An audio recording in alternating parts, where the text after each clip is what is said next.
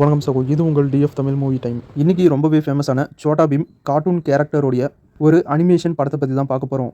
சோட்டா பீமோட இந்த படத்துடைய பேர் சோட்டா பீம் ஆர் ரெகிஸ்தான் கா ஷெகின்ஷா. இன்னைக்கு இந்த படத்தை பற்றி தான் பார்க்க போகிறோம். ஃபர்ஸ்ட் இந்த படத்துடைய கதை என்னன்னு பார்த்துடலாம்.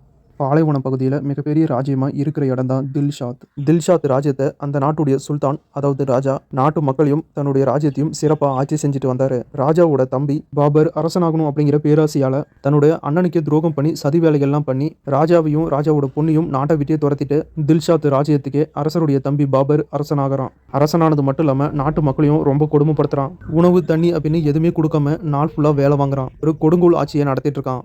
தில்ஷாத் ராஜ்யத்தில் அரசர் பாபர் பண்ணுற இந்த கொடுங்கோல் ஆட்சியை எதிர்க்க யாருமே இல்லை. அந்த டைம்ல தான் தௌலத்பூரில் இருக்கிற நம்ம சோட்டா பீமும் அவனுடைய நண்பர்களும் ஒரு மாயாஜால இறகு மூலியமா இந்த தில்ஷாத் ராஜ்யத்துக்கு வராங்க. நம்ம ஹீரோ சோட்டா பீமும் அவனுடைய நண்பர்களும் தில்ஷாத் ராஜ்யத்துக்கு வந்ததுக்கு அப்புறம் நடந்த சம்பவங்கள் என்ன, தில்ஷாத் நாட்டு மக்களை கொடுங்கோல் ஆட்சியிலேருந்து சோட்டா பீம் காப்பாத்தினானா, அரக்க குணம் படைச்ச பாபரை அழிச்சானா, உண்மையான அரசரையும் அரசருடைய பொண்ணையும் கண்டுபிடிச்சு தில்ஷாத் ராஜ்யத்தையும் தில்ஷாத் ராஜ்யத்துடைய மக்களையும் காப்பாத்தினானா அப்படிங்கிற இந்த எல்லா கேள்விக்கான பதிலையும் இந்த படத்தை பார்த்து நீங்க தெரிஞ்சுக்கங்க.